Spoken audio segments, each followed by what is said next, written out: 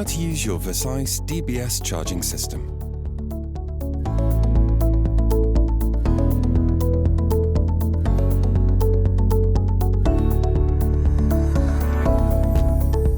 Welcome to the Boston Scientific DBS charging system video. This short video will show you how to use the charging system to keep your stimulator charged. This video is not intended as a substitute for your patient handbook. The contents of the patient handbook should be fully understood before using your Boston Scientific charger. In this video, you will learn how to charge your charger, place your charging collar on correctly, use the charger to charge the stimulator, and set up your personal charging schedule. Charging your charger. Your Boston Scientific stimulator implanted in your chest is powered by a rechargeable stimulator battery and can be recharged by the charging system that comes with it. The charging system consists of a power supply, a base station, and the charger. Electrical outlets may vary depending on your country.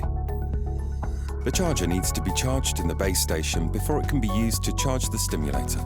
To use the charging system, place the base station on a flat surface near an electrical outlet. Plug one end of the power supply into the wall outlet and the other end into the base station connector. Make sure it's not near water or direct heat. Then place the charger in the base station. Keep the base station plugged in so that the charger is always fully charged and ready to charge the stimulator. It's designed for this kind of use, so you don't have to keep plugging and unplugging it whenever you need to charge the charger. The charger itself is equipped with an indicator light. When the light is green, the charger is fully charged and ready to charge your stimulator. When the light turns yellow, it means the charger is only partially charged. When this happens, the charger can still be used for charging, but make sure to charge it again after your charging session. The base station stops charging after 3 hours. If at this time the light on the charger is still yellow, lift the charger briefly and then put it back into the base station. The charger will then continue to charge. We recommend placing the charger permanently in the base station so that it's always fully charged. When you lift the charger off the base station, the indicator light always goes off. So be sure to check the light before removing the charger from the base station. Troubleshooting. If the charger's indicator light goes off whilst in the base station, or the light doesn't go on when the charger is placed in the base station, the problem may be a loose connection. Make sure that the charger is correctly seated in the base station and that the connections are tight. Using the charger to charge the stimulator. When the indicator light is green, remove the charger from the base station and press the power button. The indicator light turns on again, and the charger starts beeping with repetitive single beeps to signal that it's searching for the stimulator that is implanted in your chest. Place the charger into the appropriate pocket on the charging collar, with the power button facing up. If you are using the charging spacer, place the spacer in the same pocket behind the charger. Place the counterweight in the pocket opposite of the charger. Put the charging collar around your neck and make sure that the charger is centered over the stimulator. If the charger is not located over the implant, you may need to adjust the collar length. Positioning the charger. Position the charger carefully over the stimulator. The charger is searching for your metal implant, and once the charger is over the stimulator, it will stop beeping and charging will begin. For best results, occasionally check the charger to make sure that it's correctly centered over the stimulator. If the charger is not centered over the stimulator, charging time will vary and may be prolonged significantly. Many patients are able to feel the implanted stimulator and can place the charger directly on top of it. For those who can't feel their stimulator, centering the charger within the area where the charger does not beep will also ensure that the charger is aligned. To do this, first move the charger up and down from top to bottom over the stimulator. Listen for the beeping to stop on each side.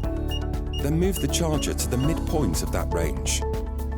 Next, move the charger from side to side and listen for the beeping to stop on each side. Once again, move the charger to that midpoint. This is the easiest method to detect the exact location of your implant and to ideally align the charger with the stimulator. For efficient charging, check the distance between your implanted stimulator and your charger isn't too close. If the distance is too close, it can lead to overheating of the stimulator. If the charger gets too warm, it may result in a significantly longer charging time. Our suggested distance is the width of a finger between the surface of the implanted stimulator and the charger. Things to consider while charging. During the charging process, it may happen that you hear the single repetitive beep again. This sound signals that the charger and the stimulator lost their connection and charging is interrupted. Please readjust the charging collar and place the charger back into the ideal position. The charger should be well ventilated for achieving the best charging results.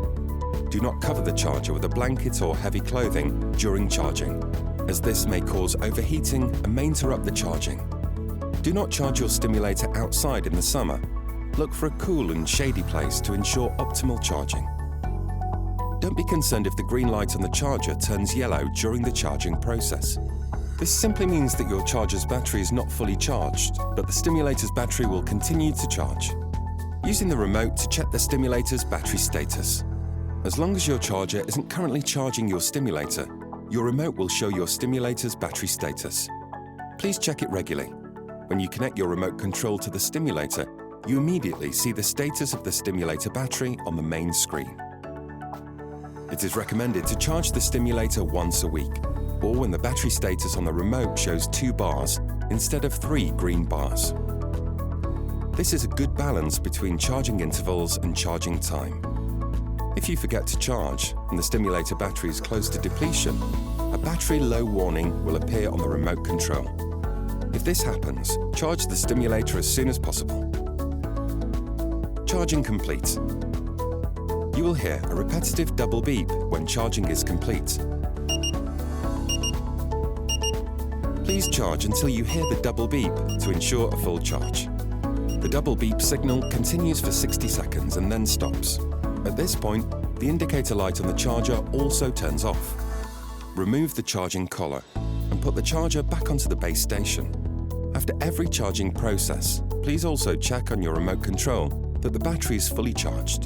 The remote control will not be able to communicate with the stimulator while charging. If you try, a communication failed warning will appear on the remote control screen. To check the battery status on your remote control, you have to turn the charger off. Beep meanings. The charger produces 2 distinct types of acoustic signals. A repetitive single beep means the charger is searching for the stimulator and that charging has not started. In this case, the charger should be placed over the implant and the beeping will stop. A repetitive double beep, similar to an alarm clock, signals that the stimulator is fully charged and you can stop charging. The double beep sound lasts for 60 seconds. Choose a charging schedule that works for you. Boston Scientific recommends a recharging routine that works well for you and fits your schedule and lifestyle. Make sure that the stimulator has sufficient battery charge to do its job without interruption. Charging time. Because each person is different, the amount of time needed for complete charging depends on the energy you have used since you last charged the stimulator. Recharging your stimulator battery is similar to recharging your mobile phone. If you're making calls all day long, you'll have to recharge it more often. If you only use it a couple of times a day, the battery will last much longer. You can decide to have shorter, more frequent charging sessions or longer, less frequent charging sessions. Pick a routine that best fits your daily lifestyle. And don't forget that you can easily charge while watching your favorite TV program or reading a book. A standard charging session once a week generally takes 30 to 60 minutes. We hope this introduction to charging has been helpful to you. Remember, you can consult your patient handbook or contact your physician if you have any questions.